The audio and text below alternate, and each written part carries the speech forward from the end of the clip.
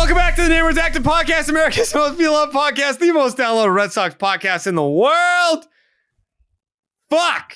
Not because the Red Sox, I mean, we just fucking, Kerry Carpenter, I mean, it is crazy that total bases don't count. I mean, that walks don't count as total bases. I need Kerry Carpenter. Right? He just worked a 12-pitch walk. Like, that's a total base. Like, give me the base. That counts towards me. It's crazy. Anyways, the Red Sox lost the series to Tampa Bay Rays. This is did I tie you yet? That's a correct series prediction for me. I said 1 out of 3. Did you go 1 out of 3? We both took 1 out of 3, both of us. I can't catch a win to save my goddamn life right now, Tyler. This is listen, crazy. Hey, it's okay. We're gonna sit. It's fine. We're gonna breathe. Hey, positive it's just vibes. money. Woo! Oh no! Yeah! No! We're not doing positivity horn. Why? What are we doing it for? We need a reason to do it. They won a game. Woo! They hadn't won a game in the Trop all year, right? All the way April 22nd of last year was the last time they won a game at the Trop. Yeah, they got one. Nuts. You know they did it. They went. What were they? They were 0 for their last 13. Correct. Whoa! They got a win down in the Trop. You know, they almost won a couple. If they didn't strike out 17 fucking times tonight, that's basically a sweep. Am I right? True. If they didn't strike out 17 times tonight, and if Kenley Jansen didn't give up that walk-off home run, how about someone catches a baseball? I mean, that's almost like if you know, would they have been back in the wild card picture if they had swept the series? I think if you just take 2 out, I think they would have been. They would have been right back in this shit if they swept this series. And listen, I tweeted it last night. I was like, I feel stupid. I feel stupid because I did. I looked at the Blue Jays score last night when the Red Sox had the lead. Yeah, you have a lead. Kenley Jansen on the mound. I'm like, all right, let me take a peek. Like, what are the Blue Jays up to right now? Crack. Gone. Game over. Which eventually became series over. I thought I was going to look stupid. I thought I was going to come on here after saying Red Sox are going to take 1 out of 3. They win the first game, which I don't think that I expected them to win the first game. I can't remember which game I picked them to win. I was trying to remember this earlier today. I think we both took the Bayo game. I think we were worried about today because we thought it was going to be Paxton before he got pushed back. Yeah. So he's pitching what? Tuesday against the Yankees. Yeah. He's getting the full 10 days. The full, hey, stay the fuck away. Go figure it out. You need to work on your mechanics. You just need to get fresh again. And then hopefully he comes back and he's worth something. Did you see that Sean McAdam report? Which one? Corey Kluber! Oh, don't even. He's coming back! Corey Kluber! Baby. I've never seen a guy.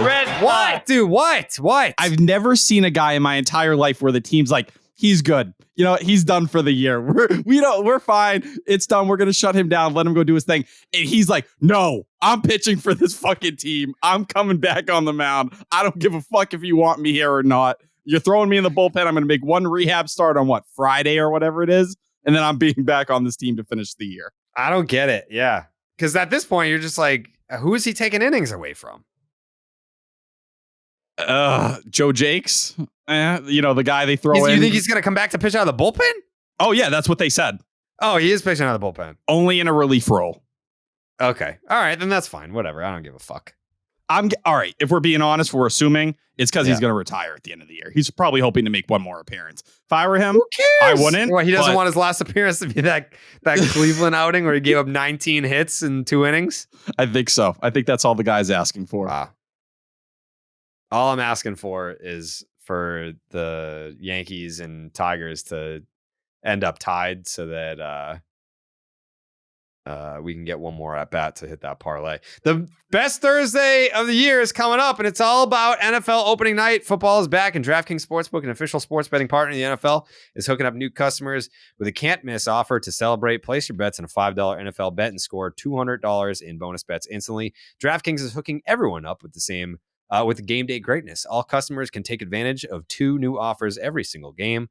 This September, check the app to see what you get. Don't wait till kickoff to get in on the hype. Download the DraftKings Sportsbook app right now. Use the promo code Jared, Jared. New customers can get $200 in bonus bets instantly when you bet just $5. That is promo code Jared, only in the DraftKings Sportsbook. The crown is yours. Gambling problem? Call 1-800-GAMBLER. In New York, call 877-8-HOPE-NY or text HOPE-NY to 467-369. In West Virginia, visit www.1800gambler.net. In partnership with Hollywood Casino at Charlestown Races. All games regulated by the West Virginia Lottery. Please play responsibly. In Connecticut, help is available for problem gambling. Call 888-789-7777 or visit ccpg.org. On behalf of Boot Hill Casino and Resort. 21 plus in most eligible states, but age varies by jurisdiction. See DraftKings.com/sportsbook for details and state-specific responsible gambling resources. Bonus bets expire 7 days after issuance. Eligibility and deposit restrictions apply. Terms at sportsbook.draftkings.com/football terms. So, Jake, do we have Red Sox lottery on this one? Not sponsored, but we can do it. All right, we're gonna do it. We're gonna do it. The Tristan Casas home run, by the way. Feel like that was I don't know if we can find that. Is that that's got to be on Twitter somewhere. I was in the car for that. I heard it live. You got to hear Fleming call that? Mm-hmm. Let me see. A couple people did tweet me during it, and they were like, "Oh, this needs to be up there for the call." If they actually, I know, Tyler, you don't go outside and you never go to Fenway, but would you be down? Would you be down to go to Fenway at some point before the season's over so that we can interview Will Fleming for the podcast? Would you want to do that? You would do that. 100%. I've been to Fenway 2 times. Now, I'll be honest. 2 times in like a month. That's pretty good for Tyler. Secondly, no one wants me there. Everyone is terrified of me being at Fenway Park. You've already effectively ended the season. Like, you can't really do any more damage than you have. Watch. You think it can't get worse? I'll find a way. I promise you. It only gets darker from here. So then maybe we make you leave before the game starts. That's probably a better way. So they don't have it on their page. But I don't want a guy to like explode on the field or something. You know, like I'm just sitting there and boom. Yeah, I think that's what the fans want. Will Fleming, a star in the Boston media scene. It's what the people want. It's what's best for business to have Will Fleming on the podcast. And I wanted this before, but again, like Tyler doesn't ever leave his house. So I think we're going to have to. What, dude? I'm not letting you do this. The last time Jared has not asked me to do anything on the record here. Yeah. I'm going to reveal this. I'm about to put you on blast, Jared. Okay. Jared has not asked me to do anything since May 11th, aka the birth date of Tyler Milliken. We had an interview planned.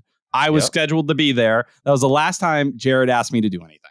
Well, I mean, if I can only be rejected so many times, Tyler. We were rejected. I ask you, what? We got rejected that day. We did, yeah. But then there were other times I asked you to go to games and you were like, nope, I'd rather die. And I was like, that's a little extreme. You could have just said no. I was in New Hampshire for one of the games, the core games. Are you in New Hampshire right now? Because your internet is fucking horrible. I don't know why my internet's been tweaking lately. I don't know, dude. Are you paying your internet bills? My mom is. Okay. I can ask my mom what's going on. Yeah. Ask your mom what's going on. Mom? I really hope she doesn't come in here. I hope she does. I'd love to interview her. No, because if you make fun of my internet, then she's going to feel bad. You want to make my mom cry? No. No, I don't want to do that. And it doesn't matter. I can't see you anyway. I literally can't see you right now. Jake, you can't see me either? No, you're gone right now. Yeah. What the fuck? Oh, there you go. You're back. Back like I never left. Yeah. The series started off super positive. Did you feel the same way? Like, I'll say this, and I tweeted it. I said, if the Red Sox had won that second game, the Gold Bottles tweet was going to be in all caps. And I haven't done that in a long time. I would have thought it was a bold move on your part, considering, you did really put them to bed. Not only here's the death certificate. Like, it was, all right, this is it. Yeah, we're in depression mode. Yeah, like we've already done the autopsy. Like, we know the cause of death, all that. We've said our goodbyes. We've had the wake. We've had the funeral. Bodies in the ground. Yeah. But that's kind of what this Red Sox team was, right? Where you feel like the first game, it's everything that's been good about 2023. Brian Bayo and Tristan Casas show. Those are the two guys that go out there and do it for you. The second game, what completely kills you? Unfortunately, bad defense. You can't come through with the bases loaded when you really needed to. And what was it? The 6th inning. Yeah. The Rays let you back into that game a million times, and then that's the you're thing killing your bullpen. So to anyone that would say you shouldn't have done all caps even if they did get that win, there's a lot of validity to that because the Rays basically handed you that game. They just kept fucking up at every turn. The Red Sox, to their credit, took advantage. They took advantage, but the Rays were playing some Red Sox defense in that middle game. Got you back in it. JT had a couple knocks.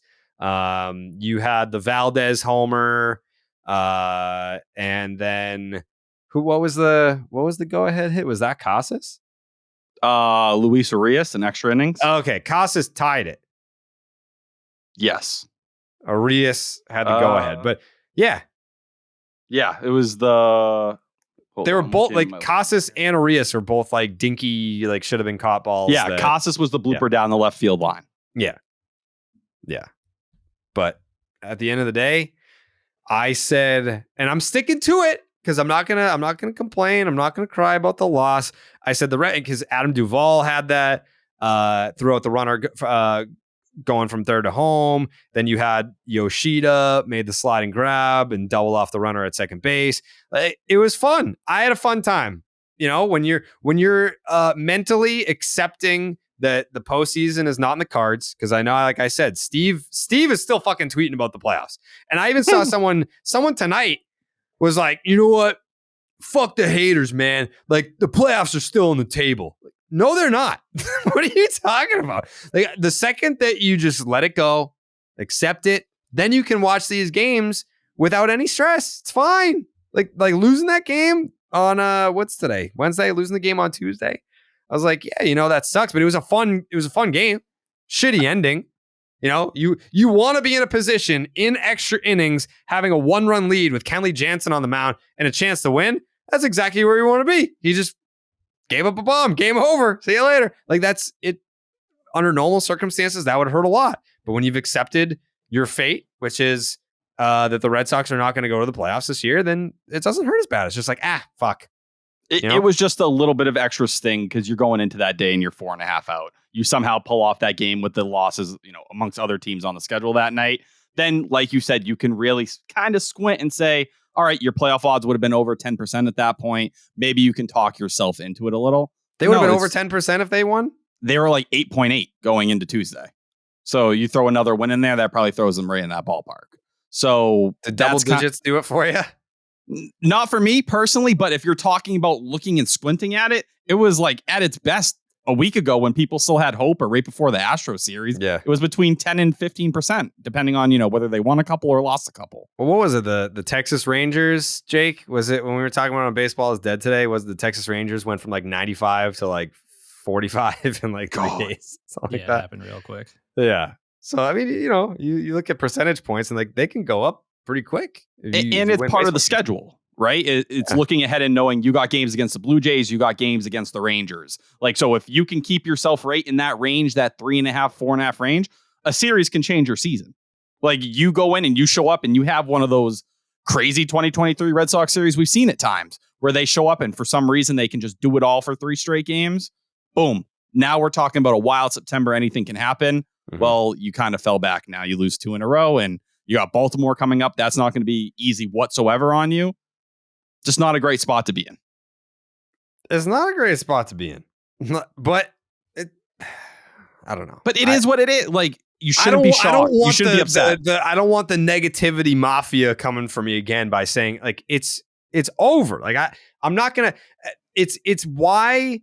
Like, I knew it was over when I was listening to that pregame show, the dude that was hosting it trying to act like they had a chance. And I was laughing. Like that's when you know that it's over. I'm not being negative.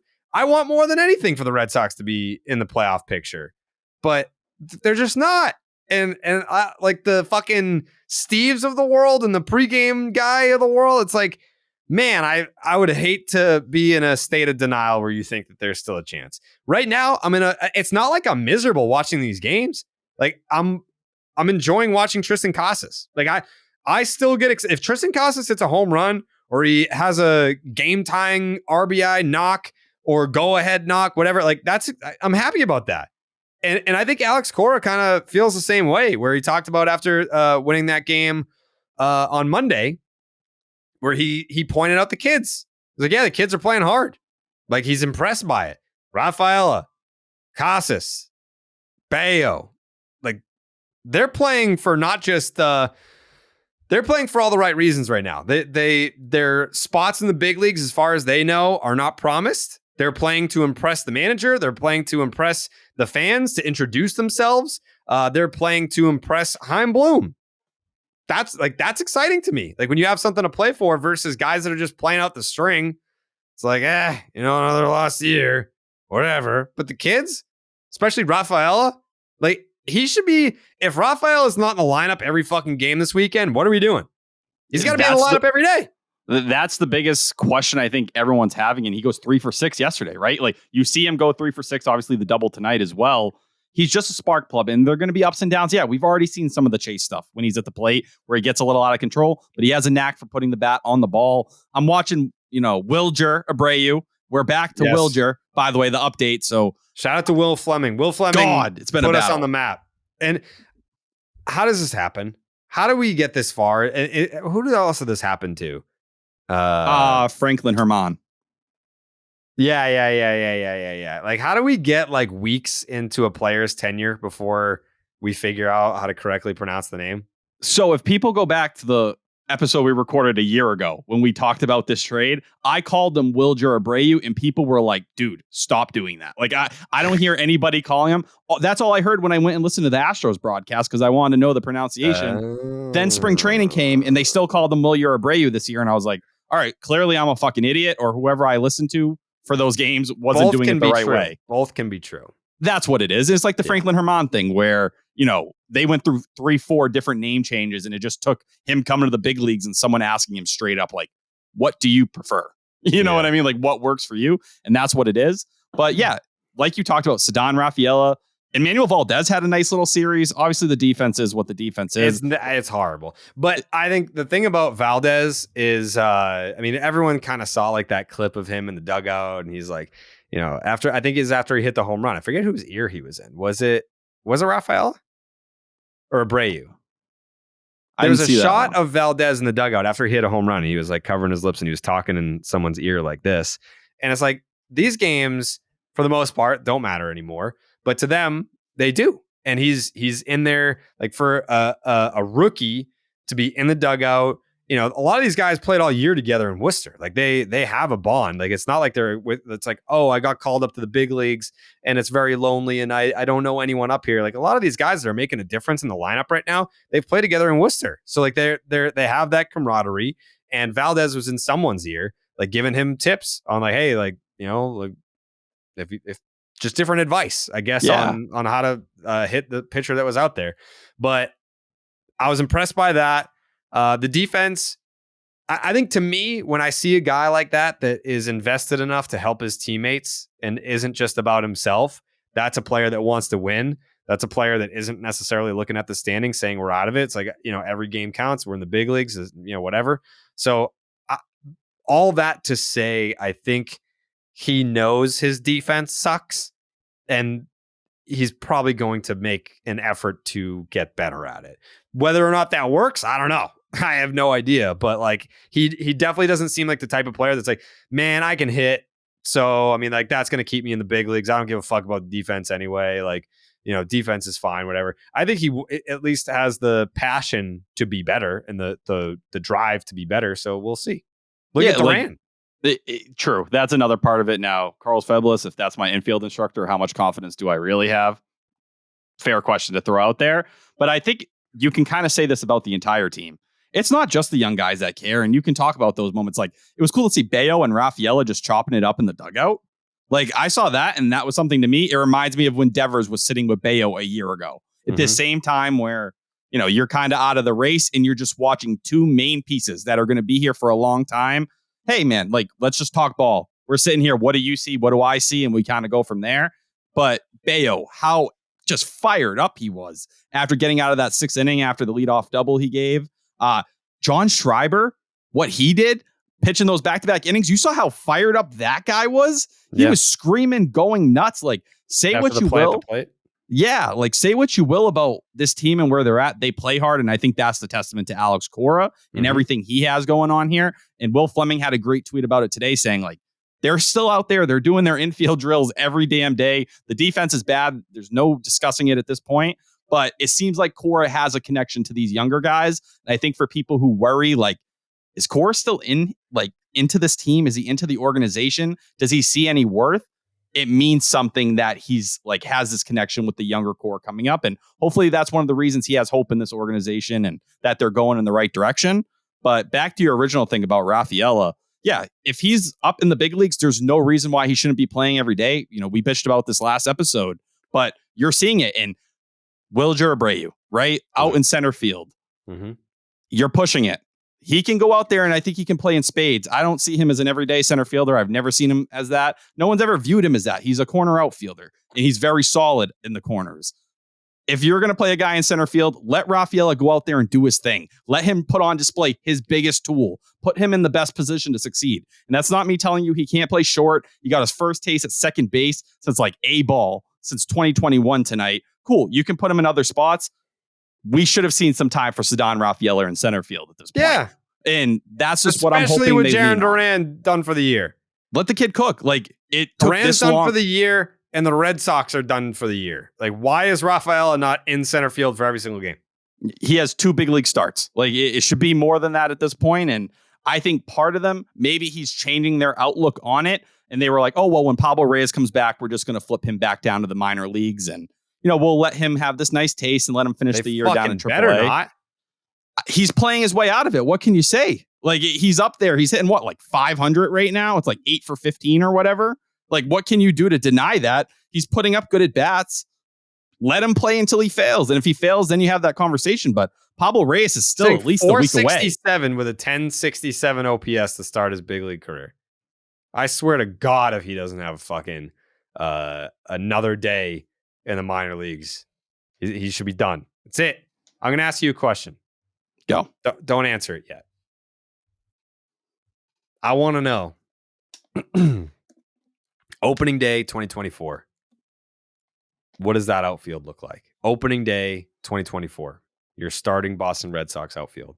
But before Tyler tells you that, Jake is going to tell us about Blue Moon. Playoffs are just around the corner, so it's time to help your team out by sticking to your lucky rituals, like the ritual of enjoying an ice-cold Blue Moon while the game is on. Blue Moon was born in a ballpark, first brewed at Coors Field in Denver, Colorado. Make it your one-of-a-kind baseball tradition whether you're at the park or watching from home. Tyler's internet fucking sucks today, which makes me want to throw a Blue Moon right at his face, but I'm not going to do that because I'm a good friend and I'd rather enjoy that ice-cold Blue Moon for myself. Because with its refreshing flavor with Valencia orange peel for a subtle sweetness and hints of coriander, Blue Moon Belgian-style wheat ale is a one-of-a-kind beer that's made brighter. It's carefully crafted and full-flavored with refreshing notes and a smooth, creamy finish. Blue Moon was brewed by baseball to give you a dose of nostalgia and get you excited for the new season. Why strike out with the same old beer when you can get something one-of-a-kind? Its bold flavor, bright color, and iconic orange slice ritual guarantee a one-of-a-kind beer experience perfect for spring weather. Best served with its signature orange garnish to showcase its beautiful bright color, a beer this good only comes around once in a blue moon, but you can enjoy it all season long. Brighten up your baseball traditions with Blue Moon Belgian-style wheat ale. It's one-of-a-kind every time. Check out shop.bluemoonbrewingcompany.com for baseball merch,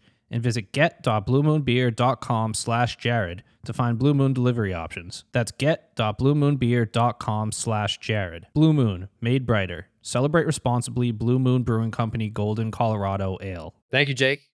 Appreciate that, as always. And Tyler, I asked you a question.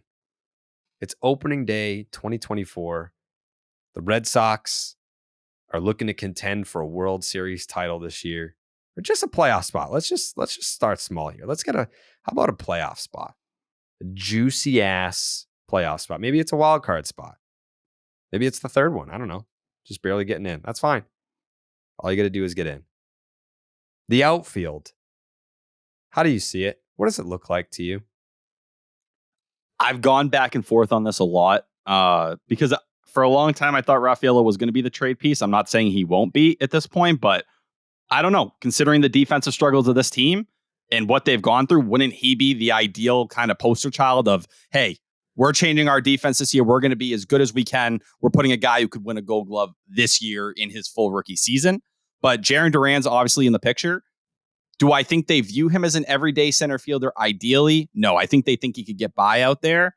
So I think I'm going to go along the lines of Yoshida moves into more of a DH role, very similar to JD Martinez, where, maybe he's out there once a week or something like that, maybe twice a week, and they kind of mix and match. You have Duran in left field, probably Rafaela in center, and you've traded Verdugo for an impact corner outfielder. Or not, straight on trade or anything like that, but you're replacing Verdugo with that kind of player that can be an impact piece. Who? Off the top of my head, let me pull up the free agent class here and let's look at names. Like if I don't think it's going to be like Cody Bellinger or something like that, right? Like they're going to go make that kind of monster move. And Verdugo did a really solid interview with Bradfo, 2-3 days ago, maybe. And he was talking about, the meeting with Heim Bloom and all these different things here. Were you guys talking contracts? Were you talking about your future? Like kind of what was going on here? And he put it in the sense that, he's just checking in on my family. I still love Boston, yada, yada. I'm close to free agency at this point. Like, let's just see how it plays out. And that's kind of where I stand on everything. Yeah, just looking at outfielders, like Cody Bellinger is the big name. Teoscar Hernandez, like that's not a guy you're going to go put in right field at Fenway. No. Michael Conforto has an opt-out. So there's not a lot. Maybe it is something like Adam Duvall, and you kind of invest in another spot and you hope for the best. But it's tough. He has been poor. I mean, the metrics will tell you that he's not been good defensively in center field this year. No, and if you put him in right field, you're kind of pushing in that direction once again. But I guess you kind of run the Coley argument from a couple episodes ago where, hey, he's an elite corner outfielder in a regular corner. Mm-hmm. He's going to play half his games in other ballparks. Can you get by with him in right field at Fenway? A guy who they prefer in center field over Jarren Duran, as we know. But I don't know. I think the outfield is going to look a lot different than people realize. And I think there's going to be some big trades that kind of reshape it. They need a long-term piece out there, someone that they think really fits. And it's a lot to put on someone like Rafaela and even Jarren Duran and saying these guys, like Duran was very up and down this year. Can you confidently put him in a corner next year and say, that's a guy we're not even going to think about, we don't have to worry about? No. Rafaela, first full big league season, that's a big question mark. And say what you will, even if you brought an Adam Duvall back for right field, you hope he stays healthy. You hope he can handle the workload. And as we know, it's hot and cold. He's either on fire and killing it, or he's striking out 4 times like he did tonight. What does it look like for you?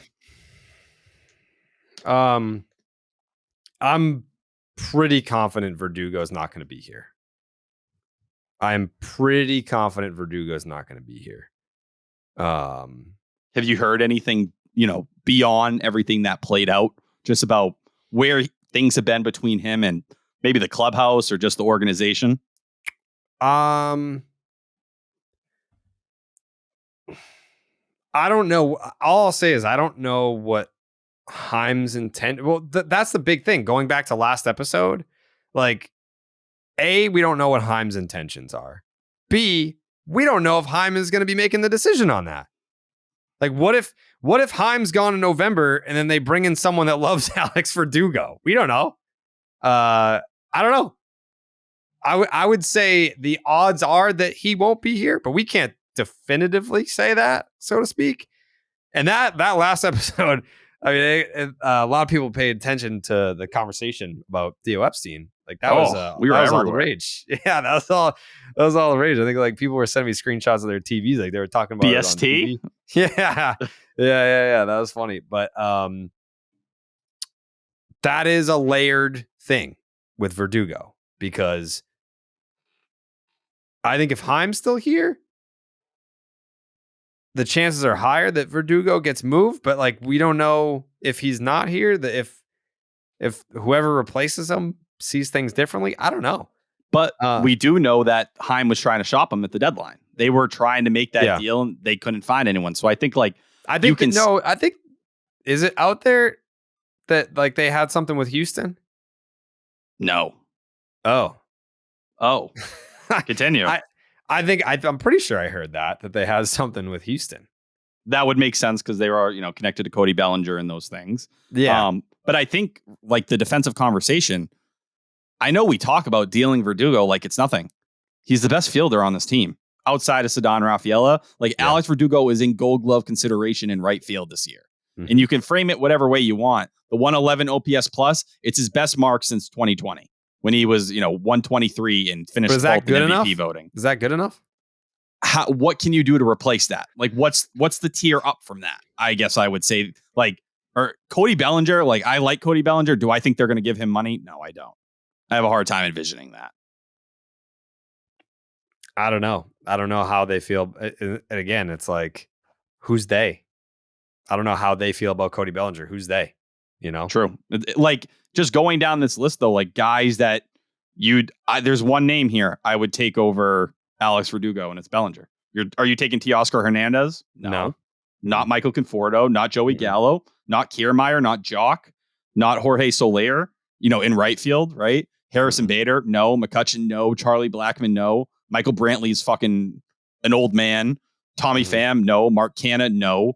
Duvall, I like Adam Duvall, but like, you're pushing it because you're basically making him play another. There's no sexy option. Like you're gonna have to go the trade route if you really want to do a noticeable upgrade over Alex Verdugo. And when you do that trade route, what does that impact? Because you're going to be trading for an impact piece here. You chasing and maybe trying to trade for a pitcher along with signing one. Maybe it's a package deal. Even bigger package, right? Like that's the line you're going to have to walk here. Maybe there's a outfielder starting pitcher package out there somewhere. Is there one you have? Don't tell me the Luis Robert thing. Is that what no. Oh, okay. But I mean, like that would be fucking great. That would be the type of deal that you do sell the farm for, right? Oh yeah, of course. Robert Cease. I'm not putting all my eggs in that basket. Like I think that's the ultimate pipe dream. But I think you absolutely, if that deal's on the table, it's like, all right, yeah, sure. What the fuck do you want for that? How old is Robert? 26, 25? Yeah, you're talking about getting one of the young generational talents in baseball. Right? Yeah. Like, you got to jump on that. Like after last week or last episode, putting Theo Epstein in everyone's brain, I'm not going to sit here and get everyone excited about a fucking Luis Robert, Dylan Cease package. Like that is the ultimate pipe dream. Like I at least give Theo like a 3% chance. Luis Robert, Dylan Cease trade package, that is less than 1%.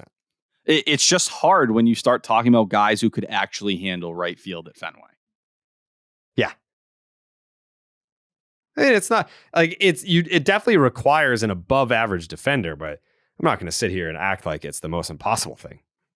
Yes, but you're also talking like Alex Verdugo has been your leadoff hitter a majority of the year. So like you're trying to kind of fit that puzzle in there as well. It's tough. Say what you will about Alex Verdugo's bat, like a 111 OPS plus, he's no scrub out there. Like, no, he hits a little bit above average.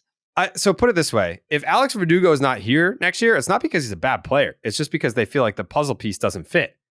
Like it's not like, oh, the player failed or the production isn't quite there. I think it's inconsistency. I think it's, does the player fit the mold of what we're trying to build here? And if the answer is no, then yes, you can trade him. And it's not like you're selling low on him. It's just like we're trying to go in a different direction. And it's the impending free agency, right? Like he's got 1 year left and that has value. 1 year of Alex Verdugo has value to other teams that are looking for outfield help.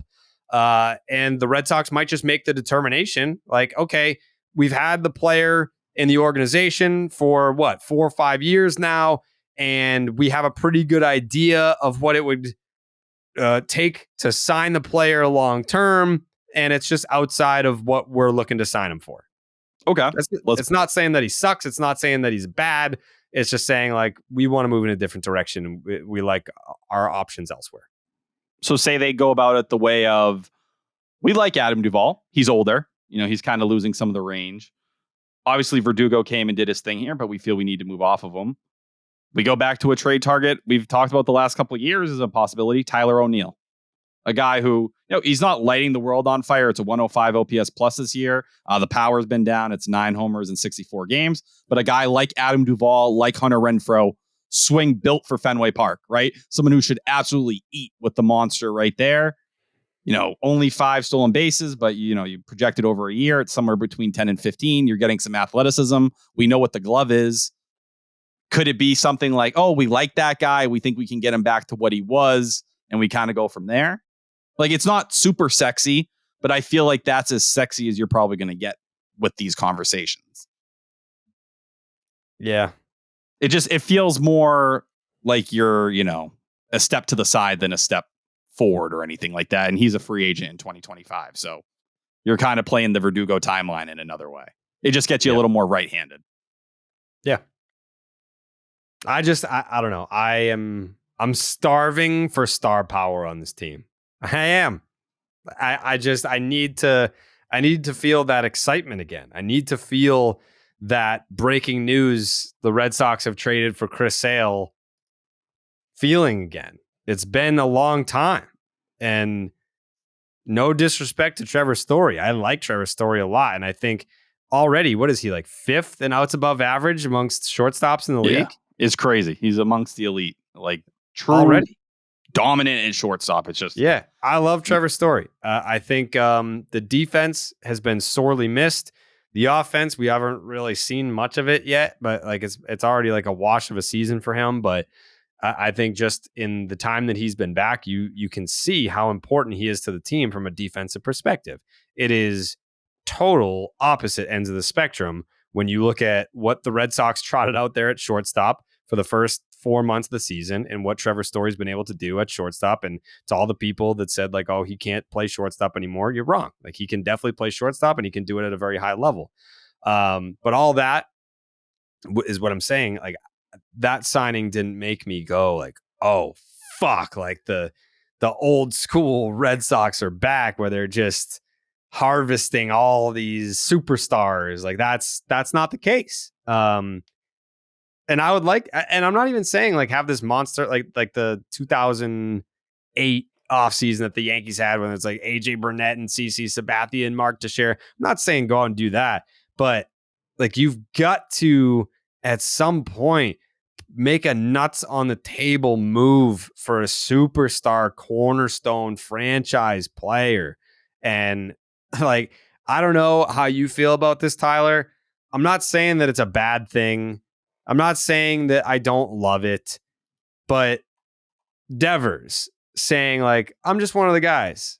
Like, no, you're not. Like, you got paid $300 million, dude. Like, you are a star. You may be the only star on this team. You are in a different tier than the other players on this team. I don't believe in players that just because you get paid a lot of money that you're automatically a leader. Like, oh, like you have a responsibility. Like, Devers is the captain now because he got paid long term and you got paid a lot of money. That doesn't make you the captain. That doesn't make you a leader. But when you say like, oh, I'm just one of the guys, I'm just another player on the team. Like, no, you're not. Like, you are a cornerstone piece, and that comes with certain responsibilities. But like, I just remember even just like the Adrian Gonzalez trade, where it's like, yeah, like the Red Sox need a cornerstone middle of the order bat, and they went out and they pulled the trigger on a deal and they got Adrian Gonzalez. They coveted him. Like, this is a dude that the on base percentage is through the roof. He can hit the ball to the opposite field. He hits doubles. He hits homers. He's a Gold Glove first baseman. And look at the overlay of Petco and Fenway. Like, all these doubles to left, those are home runs at Fenway Park. This guy is going to be a monster. And everyone got excited about it. And then the Red Sox went out and fucking did it. And not only did they trade for the motherfucker, they extended him to like an 11-year deal before he played a game. I admit, like, where is that Red Sox team? Where is it? Like, it's the same ownership group. Like, what the fuck? Like, yeah. And it's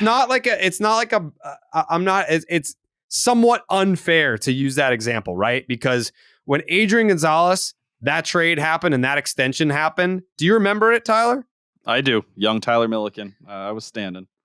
When that trade happened, like, I remember I was in college in 2010 and I still have it.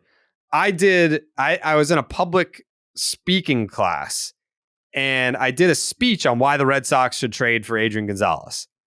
And then they did, because like that was a thing. Like fans wanted it. And then the Red Sox were like, "Oh, you want Adrian Gonzalez? Well, here he is for the next decade. Here we go. Trade done. Extension done." Doesn't that seem like such a foreign concept right now, that this, like, we could just start talking about Luis Robert, right?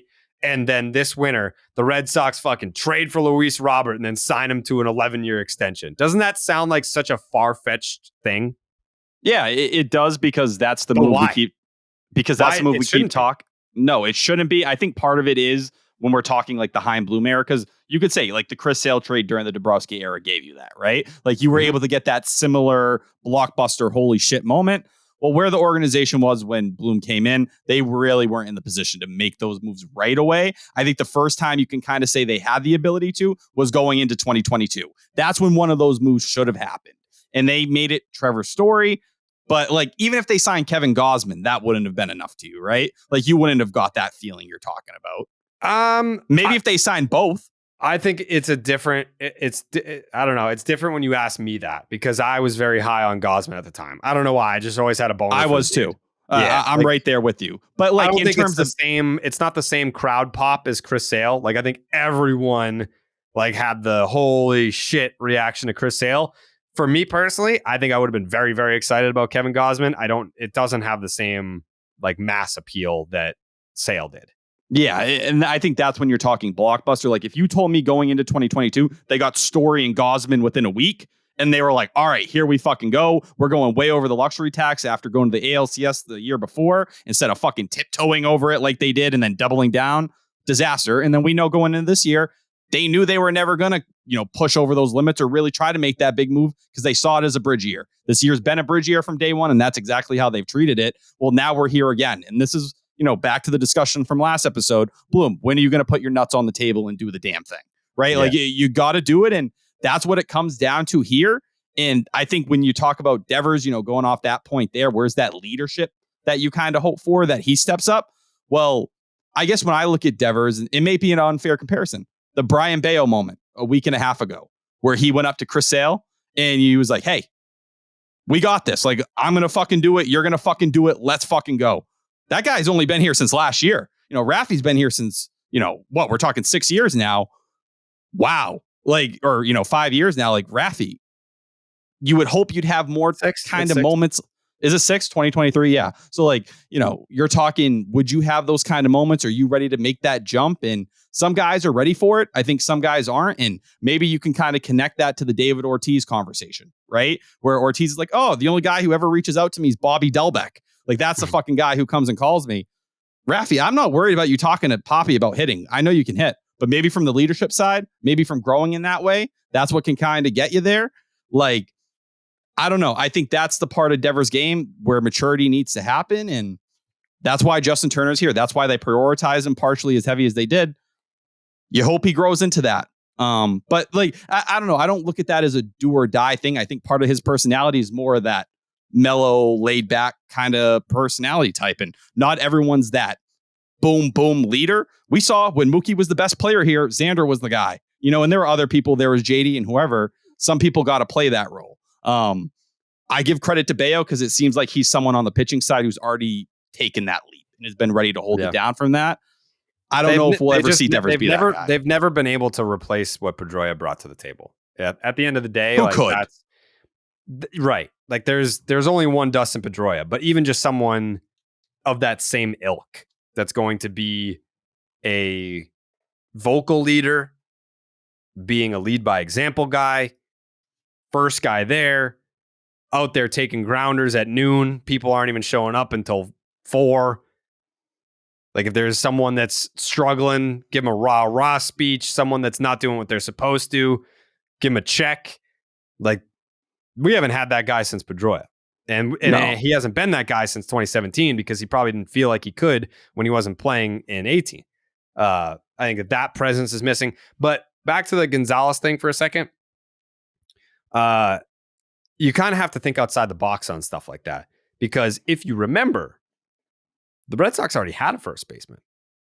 They moved Kevin Youkilis from first base to third base to accommodate Adrian Gonzalez. So when you're thinking of what could the Red Sox do in terms of making like this big splash trade, like, you know, they've got other positions locked up, it doesn't matter. Like if there is a premier talent out there and someone on the team plays their position, guess what, buddy? You play a new position now.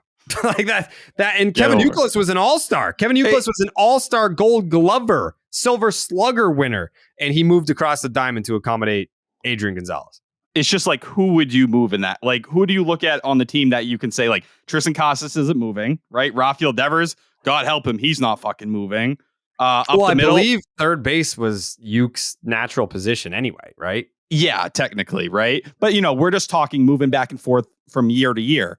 Like, there's nowhere else Devers is going to be able to play. Rafaela, like, sure, you can have the second base center field convo, but it'd be a disservice if he wasn't playing center field unless you found this fucking god out there. And we also know that's the whole Marcel Meyer side of things. And who knows if next year is even going to be the year he comes up. Obviously shut down. We got that news today. We'll touch on it later. But yeah, I don't know. I don't know if there's a major positional switch you can really talk about. Like Duran, he's not a right fielder. You pick your poison between center and left. I think they probably prefer him in left. Well, all right. What can you do between center and right field? And it depends on what they view in Rafaela and whether they trade him or not. If they say, fuck, we don't have time to wait for Ceddanne Rafaela, you know, to become a guy in 2 years or 3 years, because I do think that disconnects from people when, you know, Jarren Duran debuted in fucking 2021. Like, not every guy shows up and is ready to be the guy. There's going to be ups and downs, and hardly ever is that way. Yeah, and Rafael is the kind of profile that could have those ups and downs, especially early. Do they say, well, fuck it, we're going to make that deal and we need to find a guy who's ready to compete for our window? It's right now. Maybe that happens. But like, that's all the what if game. But you need to be creative. Heim, if we look at the trades and the different moves he's made over the last couple of years, have you ever sat there and been like, that was a really creative move, like big move, like in terms of like, oh, like, holy fuck, that was super out of the box or super kind of wild. And no, I've yet to see that. And that's some of the stuff you see from Tampa Bay year after year. Well, nobody has. It's not like there's interpretations of that some people see it and you just don't. Like, there's not even an example to point to where it's like that. Maybe Heath Hembry and Brandon Workman for Nick Pivetta. That's it. Maybe, right? That's it. And they were so done with Pivetta at that point, they didn't even want him in the fucking organization. They were like, just take him so we don't have to deal with this. You know, They wanted Connor Siebold. I mean, he's still here, is he not? I mean, that happened in 2020. And Pivetta's still here. He started tonight. So Nick Pivetta, that trade is a win. Was it a franchise-altering move? No, it was not. But it's the kind of move where you find a piece with control that works for a while. You need those kind of moves too. You do. And I think, who was it that said, was it Maz? There was someone that was like, he's great at doing the hard part. Like finding those complementary pieces like a Nick Pivetta, giving up a Brandon Workman and a Heath Hembry to get a Nick Pivetta. Okay. Finds the Nuggets, John Schreiber, Garrett Whitlock, Brennan Bernardino. He's good for one each year in the bullpen. Yeah. But where is the over-the-top move? Where is the Adrian Gonzalez trade? Where is the Pedro Martinez trade? Where is the Manny Ramirez free agent signing? Where's all that shit? Because that's how the Red Sox won championships. And I'm not saying it's all about buying a title. Like that's, you know, that formula doesn't work anymore. Look at the Mets. Their over-under was like, what, 97.5? They're going to win fucking 40 games. Look at the Padres. Look around and you can fucking see too many examples. But that's where I don't look at this past offseason. I say, oh, where was the major move, Heim? Because I just think everything reshaped itself after Xander went out, after they stayed over the luxury tax and realized, fuck, dude, not only did we screw up our comp picks, we also screwed up what we're going to have to give up for these comp signings. Mm-hmm. It's 2022. And I guess the difference I would draw between the offseason going into 2022 and this year, you have the farm system. You're under the luxury tax once again, like you chose to do in 2021.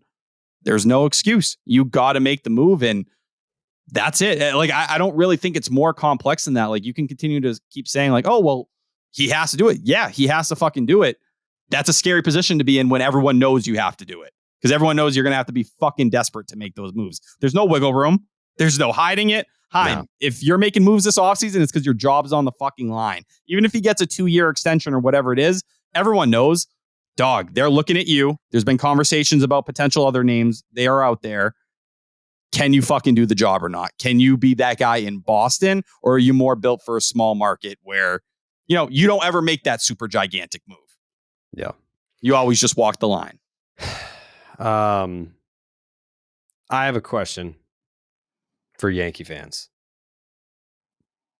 But first, we're in the heat of the summer. It was 90 degrees out today. And you need a pair of great shades that you don't have to baby. Knockaround Sunglasses is the go-to for quality polarized shades that won't break the bank. Plus, they just released the first set of teams for their official MLB collection, including the Red Sox and the Yankees. Don't be the person that's squinting into the sun or worried about getting sand on their overpriced sunglasses. Check out knockaround.com for great-looking polarized shades starting at just $28. Use the promo code ROCKET, and that'll get you free shipping. Wow. I'm starting to see all this stuff on X, Twitter. Huh? Yankee fans are tweeting like they have a chance at the wild card. Well, it's not the wild card, and it's the same reason why every single night I don't look at the teams in the wild card who lost. So I'm looking at one team. Do you think that Yankee fans, like right now I'm seeing, it's literally like it's a screenshot of the wild card standings, and this is a Yankee fan who tweeted it. They're not like, oh, like our season, like our World Series is passing the Red Sox in the standings. You think it's that? You don't think that it's because if it were that, then it would just be the Red Sox and the Yankees in the screenshot. This is the entire wild card standings. These dumb fucks think that they're making it to the wild card. They think they call it up. Yes, they do. They are not. Yes, they do. Stupid. Tyler, I want Tyler, to call them stupid. I do. Trust me. I'm calling Hubs right now. Fucking call Hubs. He's gonna tell you. I just want to fucking dig down and laugh. I think Hubs is going to be realistic. I don't even think that Hubs is stupid enough to do this. But Jared, it's all about laughing at the Red Sox because they frame it as they pop beers when we were in New York. What the fuck is that, Hubs? That's how he feels. But yeah, I mean, they won. Like, what the fuck is he hiding from? I think what it is with the Yankees, and when they post those standings, said at U.S. Open, what? Do you think the Yankees have a chance at the wild card? Let's see what he says. No. I think he's way more realistic. But then again, I don't know. He's dumb too. They're excited because they have a young core that's showing up down the stretch that gives them hope for their old man roster.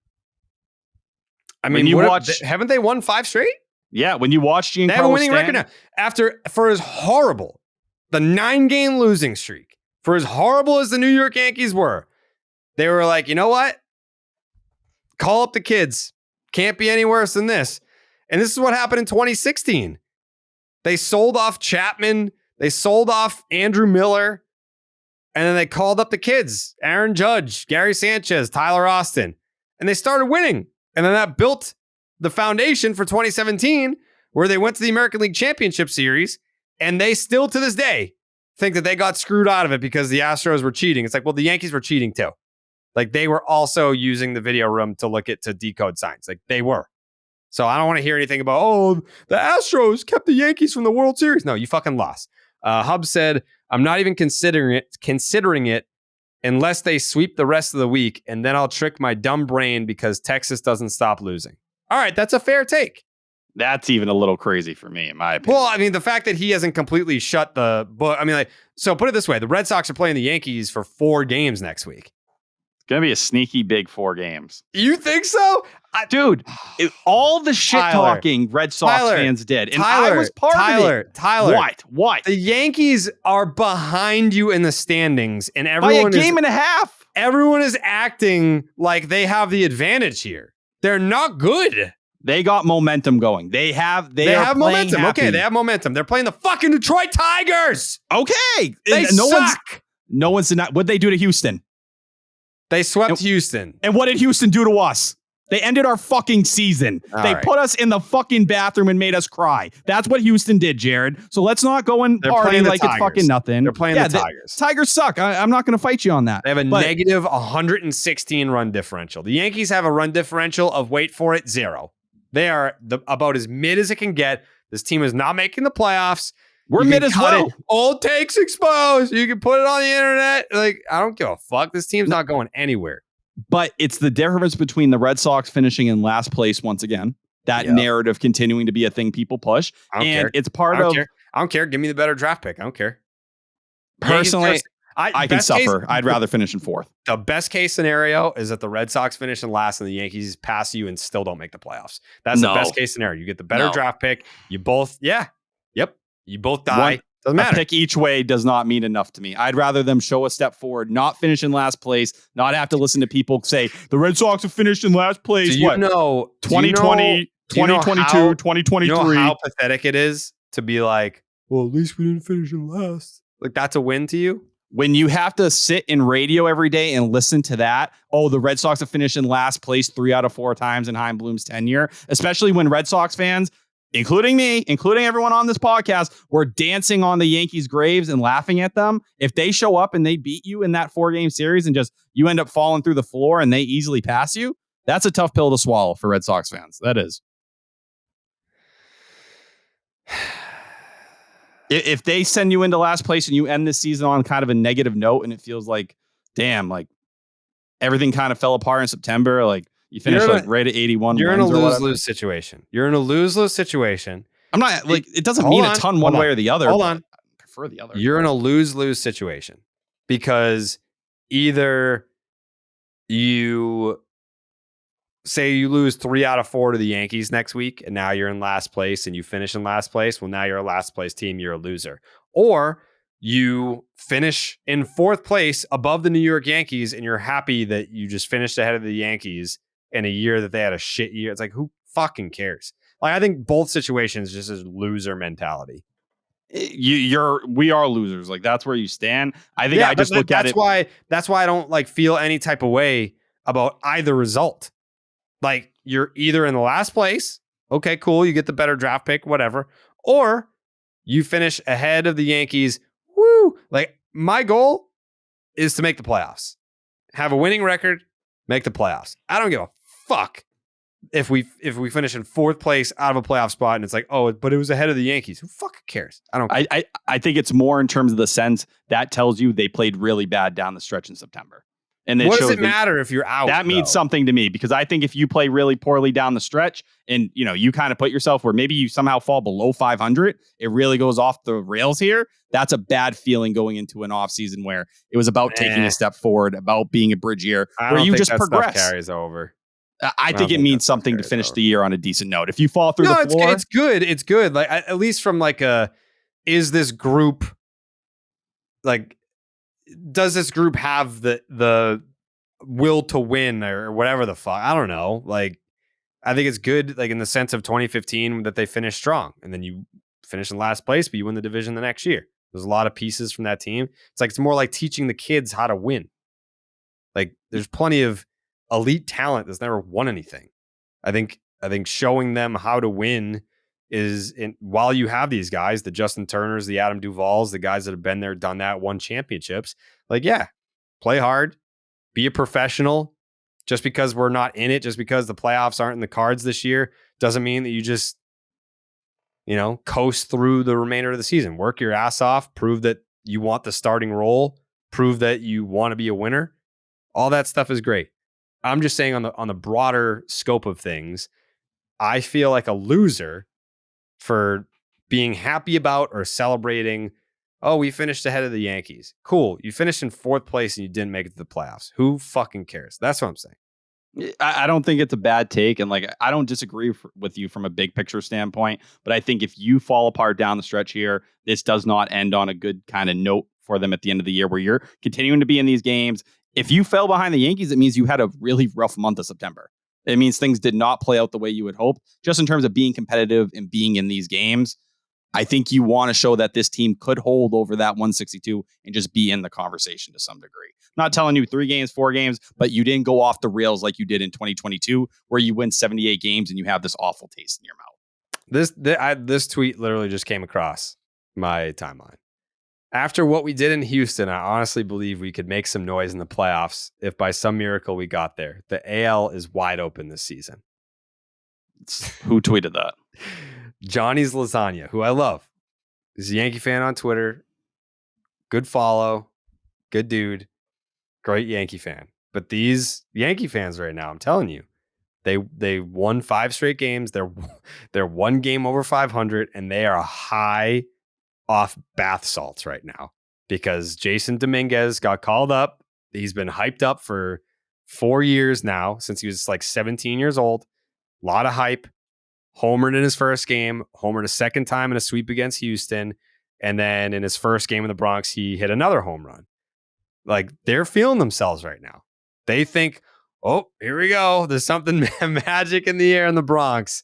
And I mean, honestly, you know what? I respect it. I'm happy for them.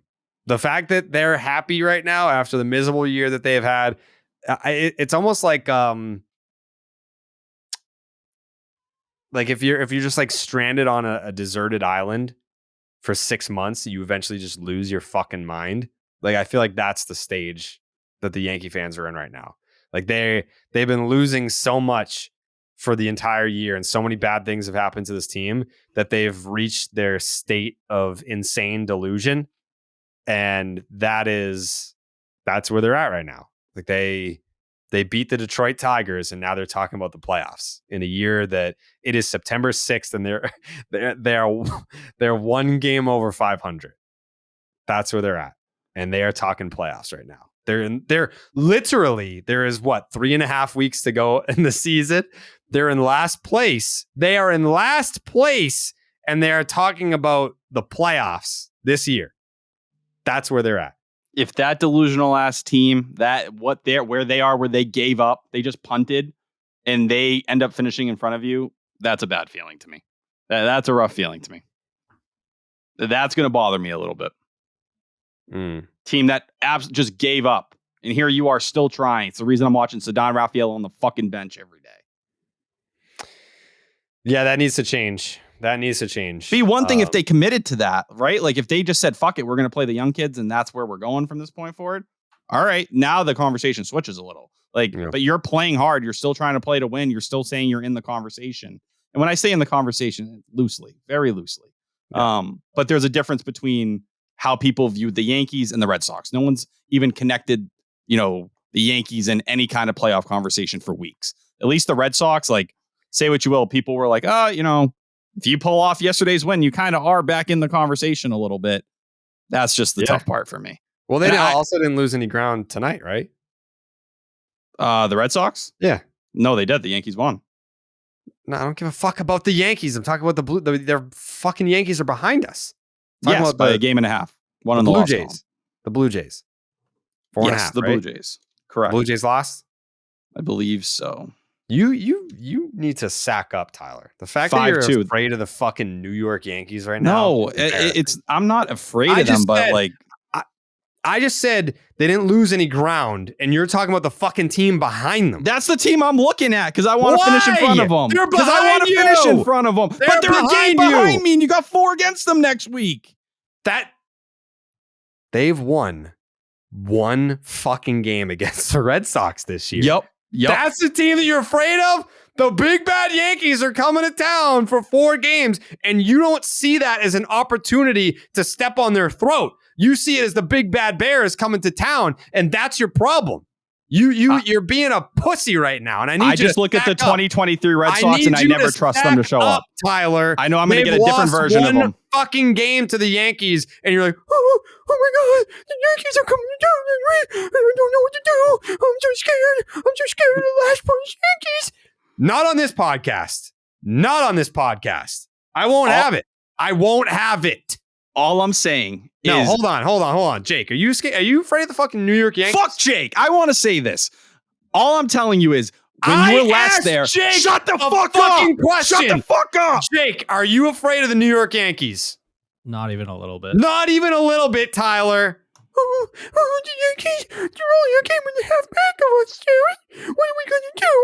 Oh, no. They're beating the Detroit Tigers, Jerry. You sound like courage. That's what you sound like. It's embarrassing. All I'm saying is, you going to let me say it? Go ahead. All I'm saying is they have a reason to come in and fucking want to piss all over you and do what you did to them. That's what their whole reasoning is here, where they could say, haha, you laughed at us. They want to frame it like they were celebrating because they beat the Yankees. It was really Ramon Vasquez. We know that. But they want to act like, oh, the Red Sox, look at them. They were throwing a fucking party when they kind of knocked us out. Well, guess what? We're going to go kick you into fucking last place. We're going to go spit on you and leave this taste for the rest of the season. And they have good times going. Everything's kind of going their way right now. I just want to finish in front of them. I want to be ahead of the Yankees at the end of the year. For a team that I've laughed at and shit on as much as I have, please. Okay. I want the Red Sox to finish. Just stay the course. Finish in a good spot. I don't want them falling off the rails in the final weeks. Finish strong. Finish solid. Just don't fucking fall apart. The motto of the 2023 Boston Red Sox for the month of September as we finish this thing out. Die with dignity. That's it. Hashtag die with dignity. They're not making the playoffs, but don't embarrass yourselves. Die with dignity. That's it. That's all I want to do. And they can do that. It'd be embarrassing to finish in last place with the way the Yankees have gone this year. I agree. The way you beat on them baseball right now. They're playing. You should show up and fucking beat the fuck out of them next week. Yeah. I mean, you are a Kenley Jansen save away from having a completely different tone. You are. If Kenley just converts that save on Tuesday, I don't think that you're pissing your little fucking diapers over there over the New York Yankees. You're just not. Yeah. You'd be riding pretty high, taking 2 out of 3 against the Tampa Bay Rays at the Trop. And, obviously you're going into a very tough series against the Baltimore Orioles. Like, that could go south pretty quick this weekend. Could go we're going to get into some of the pitching matchups, but they're much better than you are. They're a first place team. Their lineup is very, very good. But, I think that this team has proven all year that there's no such thing as momentum with the 2023 Red Sox. They can lose. They can sweep the Yankees in the Bronx and then shit their pants immediately after. They can lose 2 out of 3 to the lowly Oakland A's and then win the next 5 straight. There is no such thing as momentum in their brains. There's not. So let's just say, God forbid, they get swept by the Orioles this weekend.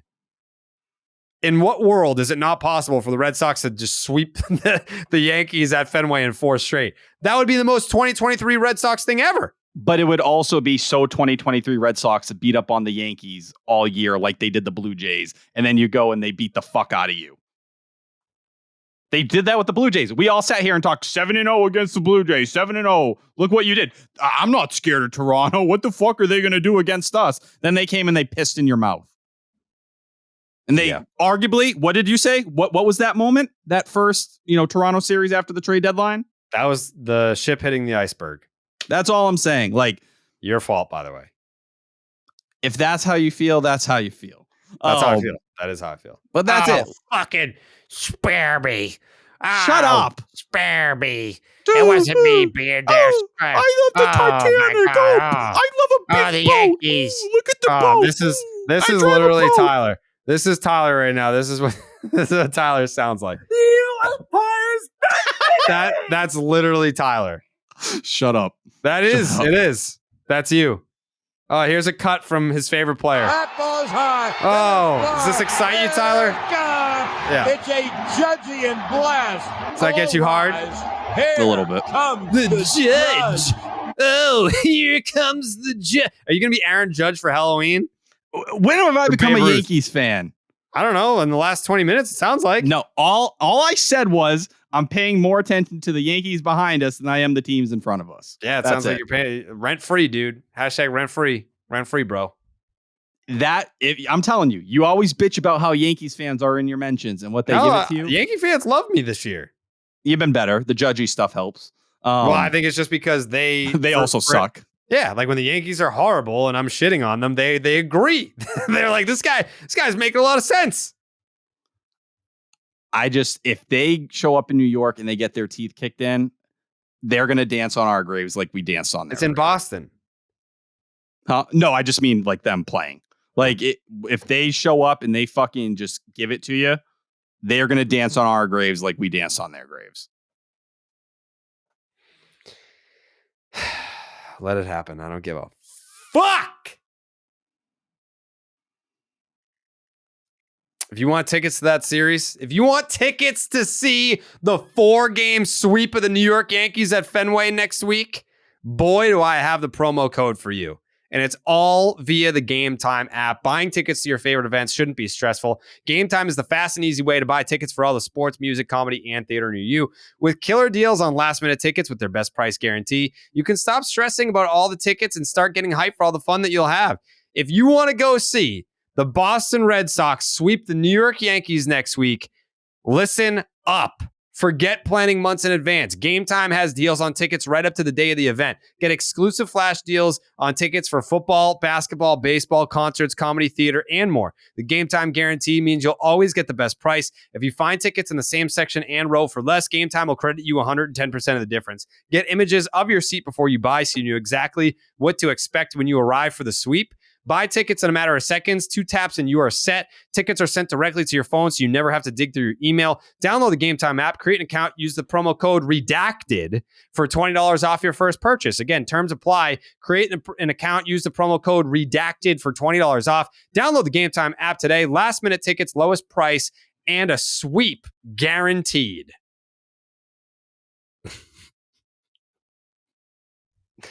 What? What, dude? Bad energy. Jake, I can't fucking win, man. Like, one day I'm too negative, the next day I'm too positive. It's so bad how positive I am. We just got to be even keeled.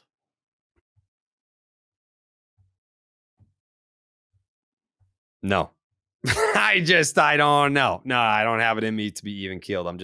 Someone has to be the voice of reason here. Is going to be me. And it's also Jake too, because I think that he agrees that you're being a huge pussy about this. I'm not being a huge pussy. I'm just recognizing something that I think I would prefer not to happen. Okay. Yeah. You also know that, like, you're putting that energy into the universe. Like, the more you say, I wish it doesn't happen. I wish it won't happen. I wish it won't happen. Like, that's when that stuff happens. You got to be like me. You got to be like me and say, oh, fuck them. If they want to come in here with their high energy and their rinky-dink prospects, well, guess what? You're going to get swept again, just like last time. That's the energy that you need to have. That's what your mindset should be. It's about positive energy. I think I have a little bit of that, but I'm offering respect at the same time. None of that. A little bit. I'm not like looking at them like they're, oh my God, they're the greatest team ever. A scared little puppy just piddling on your little piss pad the whole show. You're up. Afraid. You're afraid of the Yankees. I'm paying attention because I realize if that becomes reality, that'd be not a fun. They beat the Tigers. I don't want to swallow that pill. What about the Astros? They suck too, dude. Dude, this is the problem. They legit embarrassed us to a level where we had to sit back. You came on the podcast. You didn't talk for a fucking hour and a half, Jared. I was tired. That's what the Astros did to you.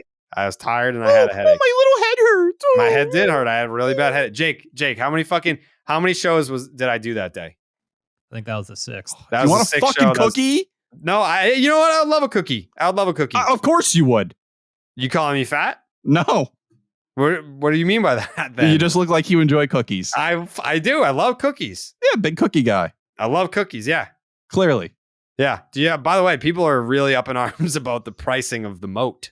Yeah, first off, people agreed with me, which tells you enough. That's how wrong you were. Well, no, I think it was just more on your spectrum. Like, it's definitely not $1 million, but it's definitely more than 50,000 or whatever I said. I spoke with Pat. I reached out business in the Pat? last couple of days. Yes, business Pat. Okay. Just asking what he knew about moats. He didn't say anything immediately, so I am waiting on. I don't know if it's an estimate, if he needs to reach out to his moat guy. But clearly, I did see someone made a shirt that said moat money or something like that. It's a complex thing here. We're not talking little shit. The moat is it's an art form for a lot of people. People appreciated the distraction of the moat talk. Where is this shirt? Yeah. Moat money, moat problems. It also, part of the price, I was thinking about this, you get just caught in the infrastructure, right? Mhm. Like building the moat, getting the shovel in, all that different stuff. What are you going to put in the moat? You know how expensive fish are? I didn't say anything about fish. I don't want. Well, fish that's in a my good moat. A good moat has those No, that's protectors. no. No moat has fish, dude. They have alligators. Oh, sure. Yeah, that could work. That's a fish. Lizard fish. Did you just did you just call an alligator a fish? Is that what A you lizard did? fish. Yeah. A lizard fish. Yeah, they're in the water. Okay. That's wrong. But Sneaky, not scary. I think I'd fuck up a gator. there's a big difference between alligators and crocodiles, I believe. What's the difference? I want to say like alligators are kind of like pussies and crocodiles will just fuck your shit up. Like if you see a crocodile and you like punch it in the nose, it'll just eat your arm off and probably eat you alive. But an alligator, I think if you like run at it or like punch it, it gets scared and it'll just run away. Don't quote me on that. If you live in Florida and you like see one of these things and you're just like, damn, I took some life advice from Jared and now I don't have an arm. That I'll do happened to some that dude was research. pissing. What? You didn't hear that story? There was a man. He was at a Uh-huh. bar, went to Yeah. go take a piss by the water because I guess, the bathroom was closed or whatever. Okay. Gator pulled up and ate his fucking arm. Mid piss. Was it a gator or was it a croc? I don't know. There's a big difference. There's a big difference. I will look into it because I don't want to speak on something that I'm not 100% sure on, but I believe the alligator is an animal that if you find yourself in a confrontation with, like you stand a chance. Like a bear, no. A tiger, no. Ooh. Leopard, jaguar, like any type of like jungle cat, you're done. But like you do stand a chance. I believe it's against an alligator versus a crocodile. Crocodile, you're probably fucked. But All right, I got bad news. The guy who lost his arm was to an alligator. well, he was drunk. He probably didn't defend himself. That's true. I'm not going to disagree. You seem pretty experienced with this stuff. I watch a lot of TikToks. I want to go to a safari. Like, like those places in Africa where they just drive you around and like you're in the fucking wild. Yeah, that sounds horrible. Hippos, I think, are very, very dangerous as well. I've seen them eat watermelons, actually. Yeah, well, they eat people too if you Yep. if you're not careful. Well, everyone knows watermelons are like the head of fruits, like the head of the fruit chain. And basically at that point, like you see a fucking watermelon crack in. What do you think it looks like when they bite your head? And they'll pull you underwater. Yeah. Rhinos don't play. They can really hurt you bad. No, That's why rhinos are sneaky, pathetic. What? They don't turn well. Like on a rotation basis, Okay, but You what got- if you're you on gotta like think. a dirt road and you can't turn? you kind of quick burst movements, but he has one center of attack and it's the horn. A rhino's not going to bite you. No, but he'll stomp on your fucking head. That's where your speed comes And in. they're way faster than you think. Me? Like rhinos rhinos can run I think at like 35 miles an hour. But I don't feel like they turn well. What It's like a camper. is the sprint speed of a rhino? Pull up the Savant page. 31 miles per hour. I was off by 4. Sorry. Guess who can't run that fast? You. You don't know that. No, I do. How to kill a rhino. Good luck, dude. You shoot gotta it hack with a the gun, horn it's gonna off. be how are you going to do that? I'm just saying, you versus a rhino doesn't end well. I don't care who you are. Rhino would kill you so bad. Yeah, that might be a tough one. See, I have this thing as well where I think I could kill a bunch of giraffes, but I don't feel like I'd do well. Giraffes aren't really that angry, though. I don't like them. Rhinos get aggressive. Rhinos are like one of the most like dangerous animals out there. People don't know that. I just look at giraffes and like the blue tongue thing is like something's weird about that to me. Yeah, giraffes are chill. Fuck DJ Kitty. Yeah, I saw that tweet. You were pretty upset about DJ Kitty. What? First off, DJ Kitty. Do you know where DJ Kitty comes from? No, Not off the top of my head, but I feel like if you start talking, I'd be like, yeah, I know what you're saying. In a dumpster. Why? It legit DJ Kitty sleeps in the fucking dumpster at Tropicana. It sleeps in a dumpster? Yeah, if you look at its Wikipedia page, it legit says it belongs out by the dumpster. That's Secondly, a dumpster cat. yeah, dumpster cat. Fuck that cat. Yeah. Thirdly, it's everywhere. You ever I've never seen a mascot be everywhere. You don't see Wally during the fucking games that much at Fenway. Oh, maybe once in a while Wally's walking over here, he's playing around. DJ Kitty's fucking everywhere. Whenever they flash the camera, DJ Kitty's fucking dancing and he's partying and he's playing with his little fucking chain. Why do I need to say DJ Kitty the moment Brandon Lau walks off the Red Sox? Why? Immediately you can't show me the players? I'm watching DJ Kitty fucking troll me. Why? Why is DJ Kitty more popular than any player on their team? Does DJ Kitty have a Twitter account? I don't know. Well, you should know. I feel like you're talking a lot of shit. I'm making a lot of threats. Like Blooper has a Twitter account. Like DJ Kitty's got to have one. Listen, all I know is DJ Kitty, if you're fucking listening to this, I don't fuck with you. Keep your distance. I have a history. Look it up. Is that a threat? It's a promise. Fuck with me. Wow. DJ Kitty just got put on notice. Are you a DJ Kitty fan? I'm indifferent. I don't have an opinion on DJ Kitty I thought it was cool that DJ Kitty caught a foul ball in the series. Once again, why? Why? Why is DJ Kitty catching shit? Sit the fuck down. Like, you're supposed to be playing with kids. Why are you put them on the field then? Is that where the Rays are at? Like, DJ Kitty is the best part of the Rays organization? Is that why people show up? Who gives a fuck if he caught a ball?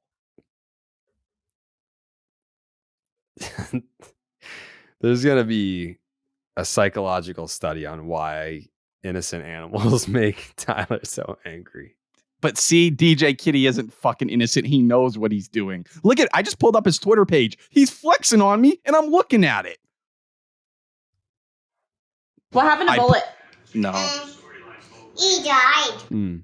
Look at this. I play the hits. I watch the hits. And I'm the coolest DJ you know. Hashtag Kitty Swag. Kitty Swag? What's DJ Kitty's Twitter account? Raise DJ Kitty. What the fuck is Kitty Swag?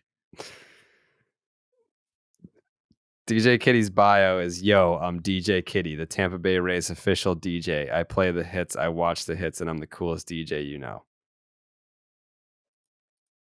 So he's not, like, because I thought Raymond was the mascot. DJ Kitty is the DJ. He's not the mascot, right? Oh. Isn't Raymond the mascot? Is Raymond still around?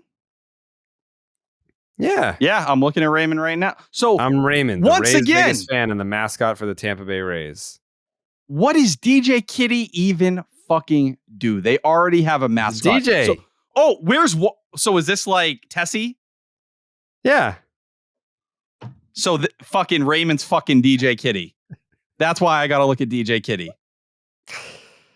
I guess, yeah. I don't know. I don't know the can't. extent of their relationship, but Can't do this, man. DJ Kitty. I mean, All I'm telling you, Wally would fucking rip that kitten to shreds. He'd eat that motherfucker. He'd beat the fuck out of him. Wally would hit more homers. He'd hit for a higher batting average. He'd win more World Series. DJ Kitty will never be fucking Wally. that's facts, King. Tell him. I feel lightheaded. All right.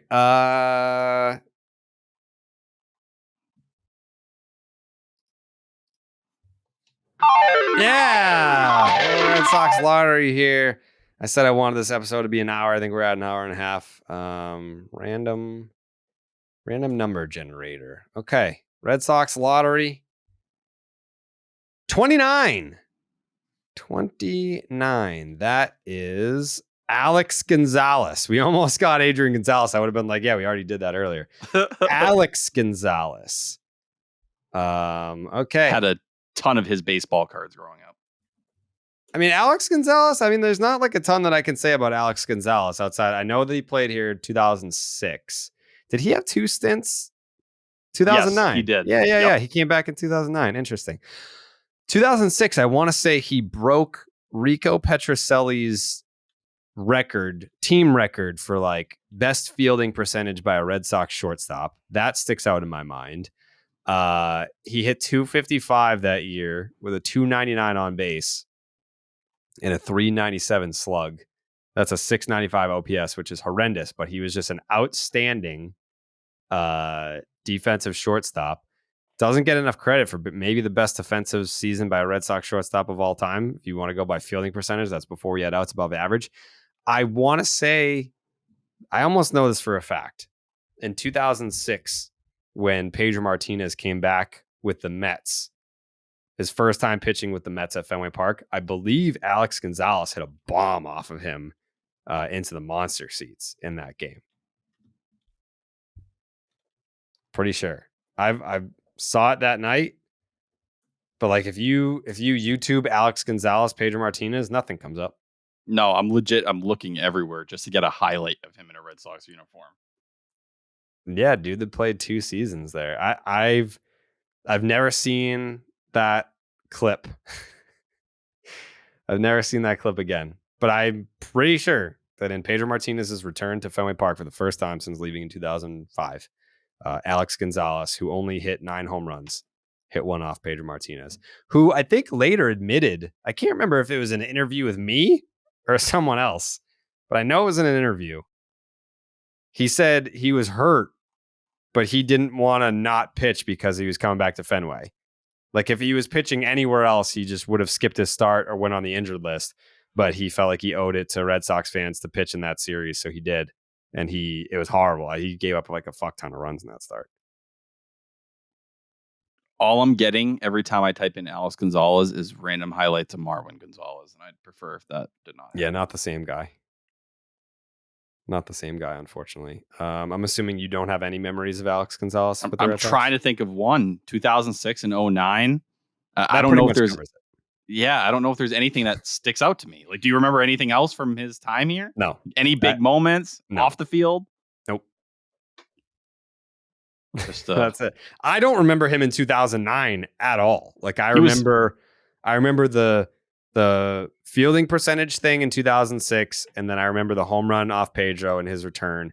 I knew that there was 2 stints, but I don't remember a fucking thing about him in 2009. Not a thing. Sneaky, very good when he came back in 2009 as well. Yeah, that's what happens. Played 44 games, 284, 316, 453, 769, 5 homers in 44 games. Yeah. You'll take that. Sure. The Stop and Shop look ahead, brought to you by Stop and Shop. Head on down to Stop and Shop. Use the promo code Section 10 to get 10 cents off each one of your tangerines when you buy at least 5 pounds of tangerines. It is the Red Sox versus the Orioles this weekend. Tanner Houck versus Cole Irvin. Chris Sale versus Kyle Bradish. And Brian Bayo versus Jack Flaherty. Oh,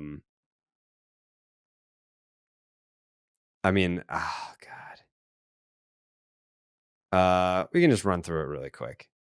What's wrong? It's just like a bunch of meh. Like Cole Irvin, he's got a 4.91 ERA.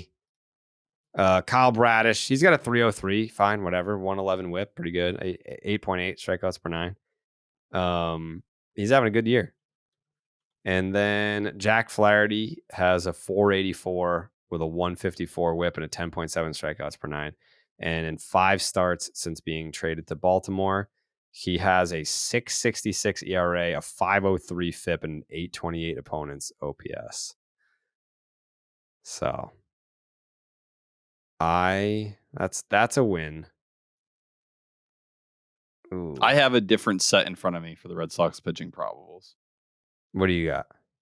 I got Kyle Bradish versus Houck on Friday, Jack Flaherty versus Sale on Saturday, and then Grayson Rodriguez and Brian Bayo on Sunday. Oh, okay. Let me get that in front of me.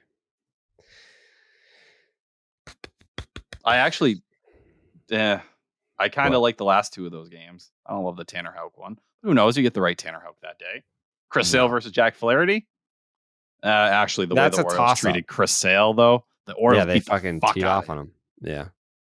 him. I got 1 out of 3. I think they lose the first 2. I think they salvage the series on Sunday. Kyle Bradish versus Tanner Houck, Jack Flaherty versus Chris Sale, Grayson Rodriguez versus Brian Bayo. I think that's probably a 1 out of 3 for the Red Sox, and they salvage the series on Sunday. I don't want to agree with you because I want something different to happen, but That's fine. I do feel the same. Listen to your heart. Yeah, I'm rating that 1 for 3 as well. Same order? I don't think Chris Sale wins that start. Thinking back to the way the Orioles fucking sat on everything he was throwing those first couple starts, miserable. I don't. Red Sox are 3-3 against the Orioles this year, and they have a +1 run differential. They've scored 41 runs and given up 40. Will said it on the broadcast tonight. He was like, people forget, like, you took 2 out of 3 from the Orioles to start the season. And still, even opening day, right? Like, that fucking game was so crazy, and you still almost came back in that game. Right. I'm going to go 1 out of 3. I think it's a toss-up between the Bayo and Houck start, but I'd probably lean Bayo as well. I think I'm in the same boat as you. Jake, what do you got? Give me a Red Sox sweep. Okay. Yeah, you can have one if you'd like. It's a good pick. My Like a Pro episode on Nesson 360 with the Savannah Bananas comes out on Friday. I saw Will had to do the promo for that on the broadcast. And I'm assuming, I haven't been asked.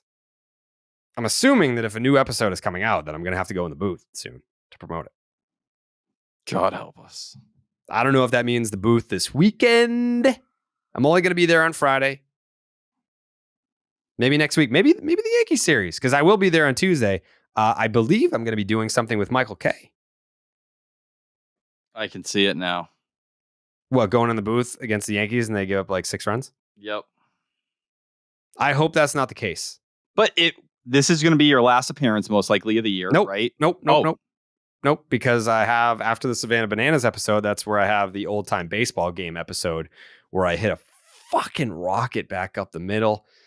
So there's another episode. So there's 2 more booth appearances potentially. I don't know if I'm gonna be in the booth to promote the episodes. I don't know. Sometimes it's just a pregame show. Don't know. This is your Corey Kluber moment where, hey, you can go out on a nice note here. Yeah. No one wants to remember everything that happened where you got your dick kicked in so badly you were booed and publicly shamed. Yeah. But you have a chance to come back and maybe finish the season on a note where we don't throw up when we think of you. Yeah, that'd be nice. Jake's takes? I'm glad that it actually was perfect timing that today was the first non-sponsored Red Sox lottery, because we basically were just like, yeah, we don't remember a fucking thing about that guy. I feel bad for Alex Gonzalez. I mean, Alex Gonzalez would probably sit there and tell you, like, yeah, I had the best fielding percentages as a shortstop in 2006. I hit that home run off Pedro, and outside of that, I didn't really do dick. It's true. Shout out you, Alex Gonzalez. Shout out Alex appreciate Gonzalez. Yeah, he did his job. I'm looking at his Wikipedia page right now. Yeah, give me a random fact about Alex Gonzalez. When he signed here in 2006, he signed for $3 million, plugging the whole of Edgar Renteria to the Braves. Yep. That's all they have. For Andy Marte? Yes. And secondly, Gonzalez's signing with the Sox marked the second time he had replaced Renteria as the shortstop. Wow. Replaced him in Miami. Had just left the Marlins for the St. Louis Cardinals. Yeah. Boom. Second stint. He was traded for single A shortstop Chris. I'm not even going to try to say that last name. It's a bad word. Okay. If I show you the word, you would agree. Okay. Well, long live Alex Gonzalez. Hashtag thank you for the memories. All right. Well, I feel like this is a good episode for a series that the Red Sox lost and the season's over. That was pretty positive outside of Tyler pissing and moaning and crying about the New York Yankees. I wasn't crying. I was just saying crying. I'm paying attention You were to crying. them. You were crying. Citrus Hills, Fuck this. Okay, Ted. All right, we'll be back on Sunday. To what? You have something you want to say? Fuck DJ Kitty. Fuck anyone who fucks with DJ Kitty. I don't fuck with y'all. All right, we'll see you on Sunday. Goodbye. Buenas noches, amigos.